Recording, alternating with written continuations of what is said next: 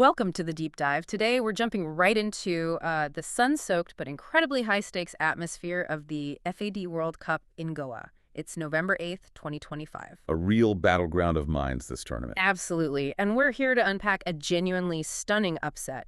The reigning world champion, D Gukesh, just 19 years old, the Indian sensation, he's out, eliminated early. The third round, yeah. Yeah. The player who beat him, Germany's 21-year-old grandmaster, Frederik Svane. So the big question, the hook for our deep dive today is, how does this happen? How does a champion, someone known for just supreme preparation, lose like this to a lower-ranked player? It's a fascinating story. It involves meticulous strategy, yes, but also maybe a momentary lapse and perhaps the sheer weight of being the world champion. Okay, let's start with the game itself. Gukesh had the white pieces. He came out absolutely firing, didn't he? Oh, completely. He looked totally ready. The first 11 moves zipped through them, like he was just reading from notes. Deep prep. And I could see the effect, right? Spain was left thinking for over 30 minutes just in those early stages. Yeah, that's Gukesh imposing his will, his preparation. And then came move 13, Ray 2. A really fresh twist. Explain that move, Ray, too. It doesn't look immediately aggressive to maybe the casual observer. No, it's not about immediate attack. It's subtle. We know this was a deep computer-analyzed line. The idea is to keep the board perfectly balanced, objectively equal, but Gukesh knew it inside out. And crucially, he still had, what, 80 minutes left on his clock at this point? Exactly. Tons of time. He's basically saying, I've seen all this before, way deeper than you have. Good luck. It looked like he was cruising, maybe heading for another smooth win like his second-round victory. But Svane, he didn't crumble under that pressure. No, and this is where it gets interesting. Svane is known for his classical chess strength. He reacted, I think, very smartly. He realized he was out-prepared in that specific line. So what did he do? He couldn't fight Gukesh's theory head-on. Right. He didn't try. Instead, he shifted focus. Back to fundamentals. Taking control of the center squares. That's, classic chess wisdom. Control the center. So he's changing the nature of the battle, moving away from Gukesh's prepared territory. Precisely. And this is where the script really starts to flip. Svane's strategy shift was, well, quite effective. Brutal, even in its simplicity. How did he execute that? What were the key strategic moves? Well, first he managed to open the D file.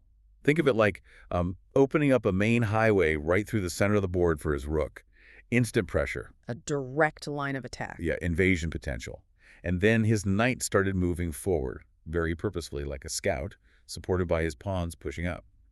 Suddenly, Gukesh's pieces looked uncomfortable, pushed back, sort of huddled together defensively. So the pressure is building, piece by piece, real pressure cooker chess. Absolutely. There was a moment, though, where the tension seemed to ease slightly. The queens got traded off the board. Which often simplifies things, leads towards an endgame, maybe gives the defender a breather. Sometimes, yes. Yeah. It restored a kind of surface equality. But the position was still tricky. Knights and pawns left, and this is where Gukesh needed absolute precision. But then came the critical moment, move 51. This is the one everyone's pointing to. Gukesh plays king to d3. KD3, yep. And if you look at it from a positional defense standpoint, especially in this type of endgame, it was just not the right square. What should he have played? What did the engines say? The engines and just good endgame principles pointed towards KF1, king to F1. It seems like a small difference, one square over. But why is KF1 so much better? Well, KF1 keeps the king safer, tucked away a bit more, defends the back rank better, and crucially, it keeps the king closer to defending his own pawns on the king side, KD3. It steps out into the open a bit more. And leaves his pawns vulnerable. Fatally so, as it turned out. Look at the pawn structure after KD3. Gukesh had 3 pawns left, but they're isolated. Stragglers, they can't defend each other. Easy targets. Ah, okay. And Spain's pawns? Svane had a connected chain, solid, including a really dangerous passed G-pawn already eyeing promotion down the board. It's not just being a pawn down. It's a quality of the remaining pawns. Connected pawns marching versus isolated pawns waiting to be picked off. Exactly. That structural advantage was decisive. Svane just pushed. Those pawns became unstoppable foot soldiers. By move 55, it was over. Gukesh resigned. Just 55 moves. A relatively quick collapse after that mistake. It shows how unforgiving chess at this level is, especially endgames. Svane's patient central control just ground him down once that structural weakness appeared.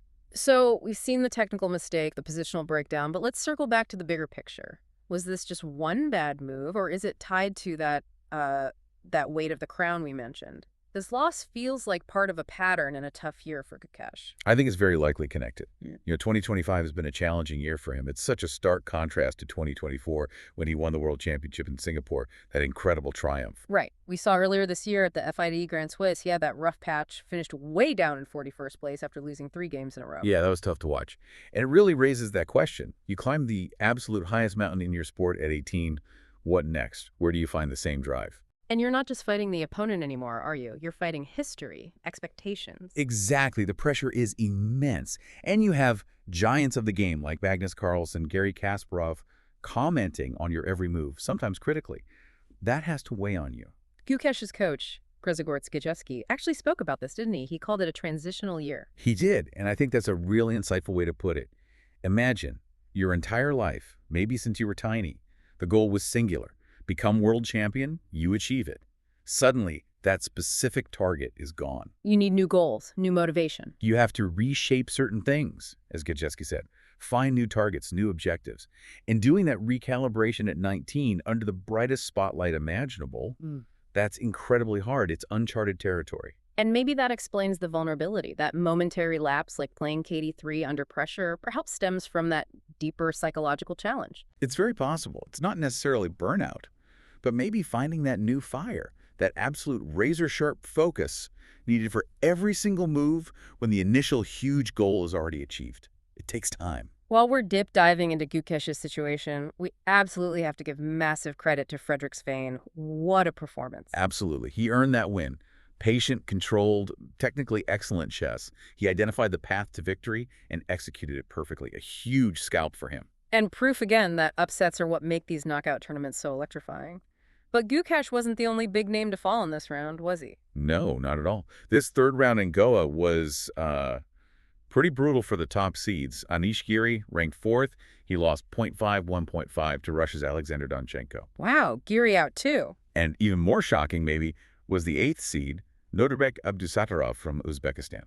He suffered a complete 0-2 whitewash against Spain's Jose Eduardo Martinez Alcantara. Oh, whitewash 0-2. That's stunning. The field is really thinning out at the top. It really is. But looking at the Indian contingent, despite Gukesh's exit, the flag is still flying high.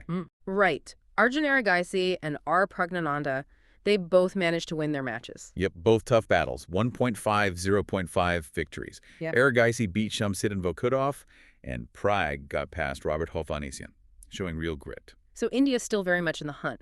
But who else is emerging as a major threat now? Well, sticking with Germany for a moment, we have to talk about Vincent Kiemer. He's looking incredibly sharp.